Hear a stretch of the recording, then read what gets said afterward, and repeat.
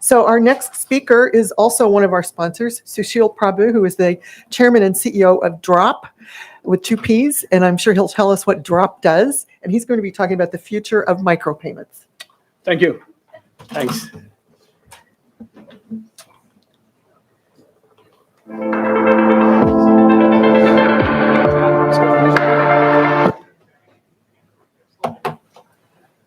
Thanks. Thanks for attending. My name is Sushil Prabhu. I'm the CEO, founder of DROPP, micropayment platform. And what I want to focus on in the next 15 minutes is just give you an overview of the micropayment sector itself. Is the mic on? Hello, can you hear me? Yeah. Okay. Sorry. So I'm Sushil Prabhu. I'm the CEO of DROPP, founder of DROPP. In the next 10, 15 minutes, what I want to do is focus on the micropayment sector. A lot was talked about in the morning, and I love the panel in the morning about real-time payments, instant payments, FedNow, and there were issues about authorized credit payments, privacy. All of those are very relevant issues, and they need to be solved, and we've tried to solve in our platform, and I'm going to share that at the tail end of the presentation about DROPP. But I really want to focus on the sector micropayment. And what's the need in the market? What are the solutions out there? And why we think that banks, specifically banks, and real-time payments could hugely benefit from it and could probably be the organization that they can provide a solution for micropayments. So micropayments is not a new concept. It's been talked about for the last 10, 20 years. And there's been numerous attempts in the last 20 years to build micropayment platform. And almost most of them have, either because of technology reasons or because of lack of demand, is micropayments did not do well, right? Most recently, there was an attempt to build micropayments using credit cards, and there was attempts to build it in crypto, and it didn't work. But one thing is very clear, that the future of micropayment is not based on credit cards. And nothing against the credit cards. We are talking to credit card platforms. It is just the transaction fee makes it economically not feasible to use the credit card network. And so that's a gap. So there is a gap. There's the opportunity. That's where the banks can get in. And that's why I really loved the session in the morning about instant payments and pay by the bank, because really that's where the market is headed right now when it comes to small value purchases, right? So just in terms of the volume, how big is the market? When we talk micropayments, people always think about nickel and dimes, and people don't look at the market as it's a pretty big market. This is one of the Fed surveys. 50% of the consumer reported payments are under $25. I was surprised myself when I saw this report. Every year the Fed comes out with these reports on consumer reports. And this was, I think, was from 2020. And I think in the last 3 or 4 years, these numbers have increased. So 50% of the payments are under $25. And out of that, 30 to 40% of the payments are made in credit cards. And during the pandemic, that number most probably has gone up because less people are using cash. So cash is still there. People still make cash payments. But the rest of the crew, anyone who has a credit card uses the credit card. It's very convenient for consumers, not convenient for merchants, because the merchants end up paying a much higher transaction fee. And if they accept cash, security is an issue when you accept cash, right? And when it comes to digital merchants, cash is not an alternative. So when it comes to small payments, like if you had to use PayPal, just give it that as an example, you end up paying 52 cents on a dollar. So it's economically just not possible to sell something small on the digital network, right? So this need of micropayments is a lot more severe when it comes to the digital services market. And I have an example of a newspaper publication where the only way digital services can be sold is either you make it free and put ads on it, or you can sell it by subscription. And most consumers are just tired of subscription. You might subscribe to New York Times, maybe Wall Street Journal. You can't subscribe to every newspaper out there in the world. And there's just one digital services. You think about everything from music, streaming, video, almost every digital services out there is sold on subscription. And the issue with that is Consumers are tired. They have an appetite for small purchases, but not for a flat fee subscription. And the merchants can't sell it. You can't sell an article for 10 cents. So there is no cost-effective way in the market right now to accept small payments, right? I just want to quickly define, I'm rushing because I only have 15 minutes, but I just want to quickly define micropayments. I get asked this question a lot. There doesn't seem to be a clear definition on it. It depends on who you ask. If you ask the consumer, any purchases that they don't have to think twice is the answer that you get. So and it also depends on the options. So if the option is I pay $10 a month to get New York Times, as opposed to I can buy something for 10 cents, I'll make that purchase. So it really, the answer is in the gray area. For some reason, for me, paying $5 as opposed to paying $20 to get Netflix for a day, I would go with it. So it really depends on the context. But with merchants, it's very clear, right? Any transaction where it is low enough for it to be, the transaction fee is low enough for it to be economically feasible. So if I have to pay 50 cents to sell you something for $1, that's not going to fit into the micropayments.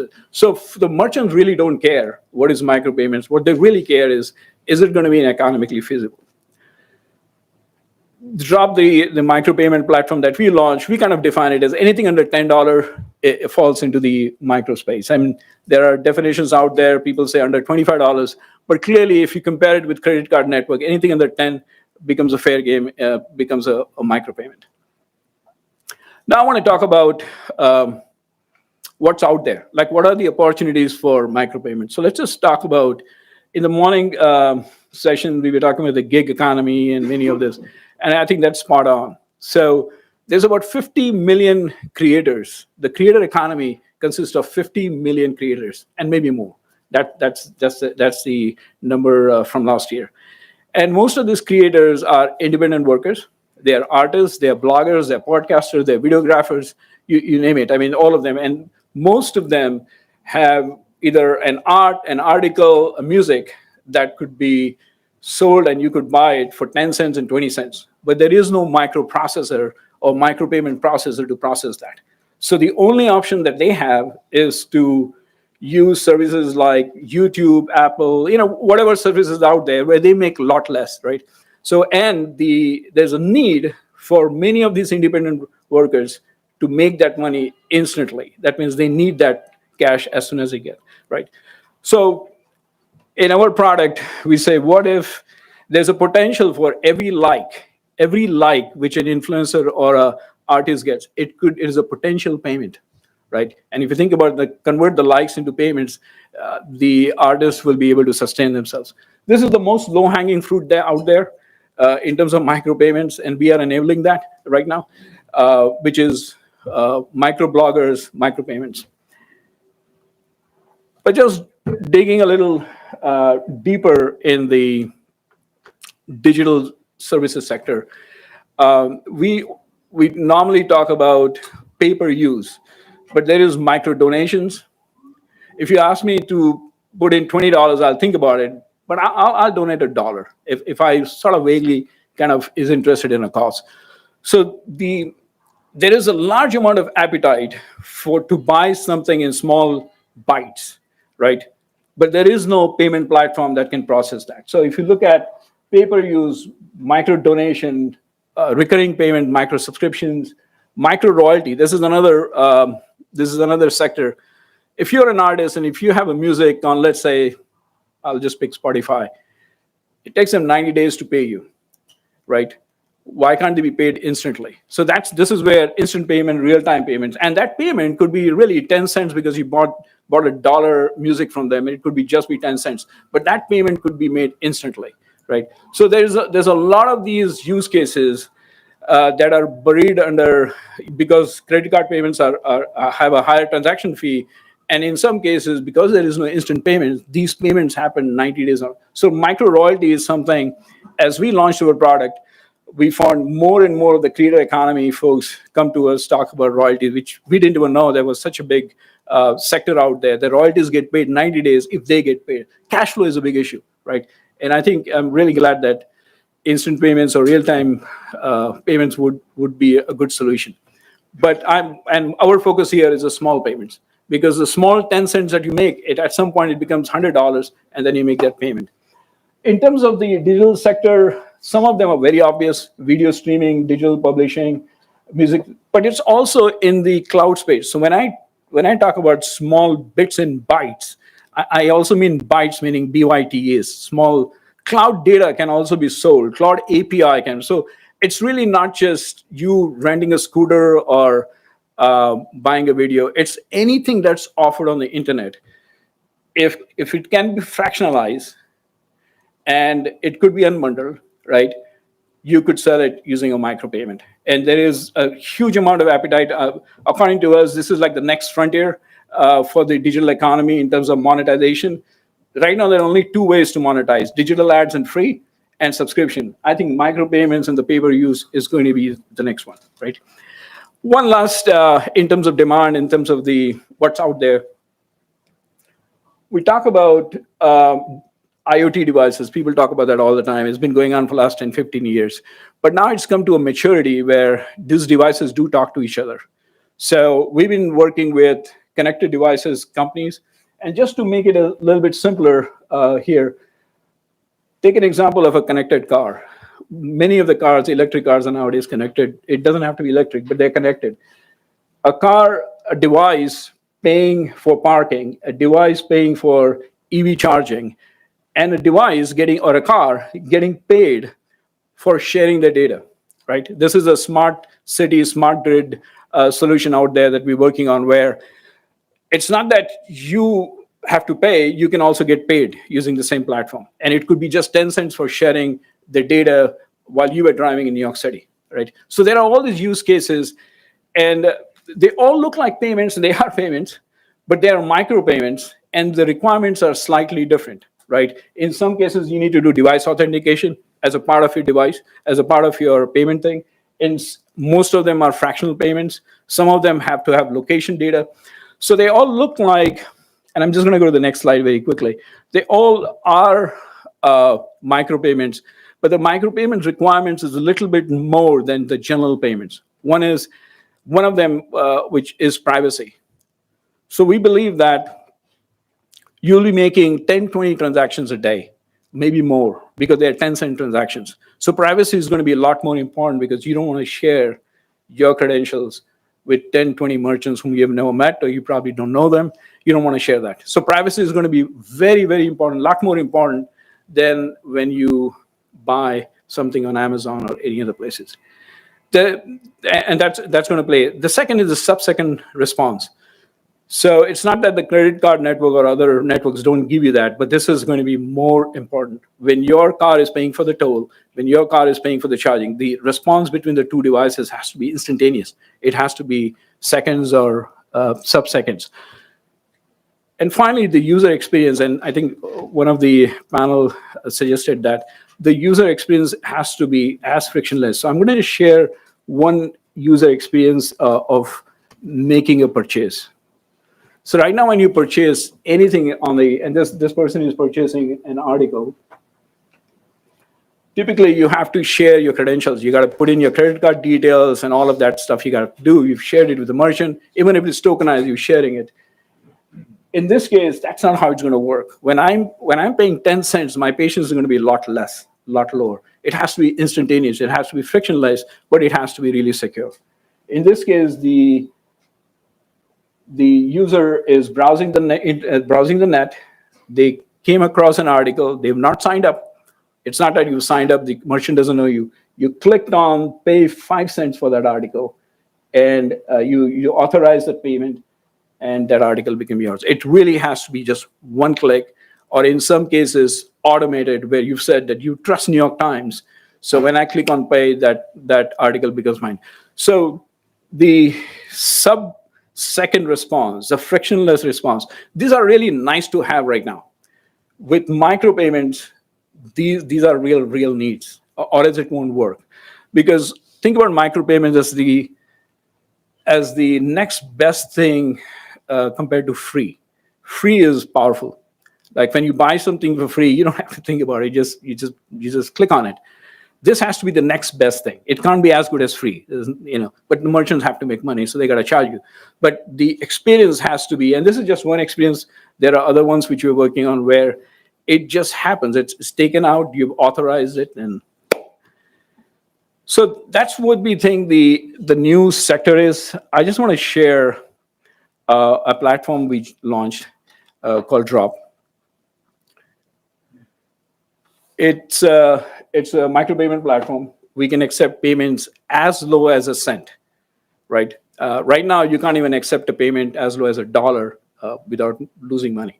In this case, we can accept payments as low as a cent, even a fraction of a cent is a use case that we're working on. But we normally advertise this as low as a cent. We can go all the way to $1 million. Nothing, but our focus is right now micropayments, right? Instant payments to merchants. Merchants need a notification right away. We can make payment both in fiat and digital currencies. In fiat is US dollar. We are also, it's a multi-currency ledger is what we built. So we are also going to be launching in UAE. So it's in dirham. So it's multi-currency, but we also accept payments in USDC, which is a stable point, right? But the more important thing is the consumer is in complete control. So none of the credentials of the consumer is shared with the merchant. They do an authorized credit push, right? And we kind of believe in that authorized credit push and every transaction that you do is signed. And I want to share the architecture in a second, but it is signed, is digitally signed, is extremely secure. And the consumer always remains in control. So it's not like you're debiting someone's account. It's paid by you. The transaction is made by you. The platform is about 10 times on a dollar transaction. In general, we are cheaper than most payment systems, almost all of them. But if you compare it with a credit card, a PayPal, or Stripe, we are about 10 times cheaper because it's specifically meant to enable monetization for the digital market. Very quickly, how did we achieve this? Two sets of technology. So on the back end, we use distributed ledger technologies. People call it blockchain, but this is a true distributed ledger technology from Hedera that we use. It's got a very high throughput. We can do 10,000 transactions a second. Why do we use distributed ledger? Well, for security. There's a proof of transaction maintained in this ledger. When you sign up with us, every consumer and a merchant who signs up gets a wallet. Wallet is an account in the blockchain. And you get assigned a digital signature. That's your signature. No one else other than you have access to it. All the transaction flows in the systems are signed. Anything else is not honored. So all of the transactions are signed. It's really a real-time payment, but we call it authorized credit push. When you say pay, you basically using your chip on your mobile, or if you're using a browser, you're actually signing the document. When a merchant sends us a request saying pay this person, they have to sign it. So it's all using digital signatures, and that's why we use the ledger technology. We have an entire platform that does everything from payments. A merchant can actually send you a coupon. They don't know who you are, but they do know that you bought something from them. You bought a television show, and they don't know exactly, but they don't have any idea who it is. So it's not anonymous, it's private. We know who you are. It's a closed loop. So I know you and I know the merchant, but the merchant would not know. So there's no way for a hacker to hack into the merchant and get your details, which is where most of the fraud happens. So reduction of chargebacks, these are really important things. And then we use the ledger technology as a ledger itself to reduce the cost of the transaction. We are currently working, it's right now using ACH. We're currently working with a bank to enable RTP, and that's the reason why we're here. So initially, most of the merchant disbursement will take place through RTP, right? And then the RFP conversation was very, very good today because we're going to enable that. So if a transaction is, let's say, $20 and you don't have enough money in your wallet, it has an intelligent routing. It will automatically collect that money from your bank and then transmit to the merchant. So this has been going on. Lately, we've been working with banks to embed this technology in a bank. So banks that are interested, because this is a retail-centric app to enable payments, using ACH and now very soon using RTP. So this is a technology that banks can embed very easily. If they want to offer a private labeled, a bank labeled, actually bank branded mobile app, we also have a point of sale. You can just download that and start taking payments. We have an e-commerce plugin, which the merchant has to put. So we have the entire set, and then we integrate with the bank. So when banks want to offer an embedded payment system, their own payment system to bring buyers and sellers together, we are now offering that solution. That's yeah. I was making sure that I didn't. Okay, 4 more minutes. So if you have any questions, please, I will take it. So Sushil, this way you could probably, if you were a bank, right? Yeah. You could offer your consumers the wallets. Bank ran the wallet and bank ran the merchant wallet as well. And so from a bank's point of view, they're offering real-time payments with very small. With very little work, yeah. There's some work left, but you could get a payment system in 90 days when you don't have one. Yeah, absolutely. And we can use our ACH rails or RTP rails, or if they have an ACH, most banks have it, we'll use theirs. Yeah, yeah, yeah. We got to talk to Fed. Yeah. Any questions at all? Okay. Thank you.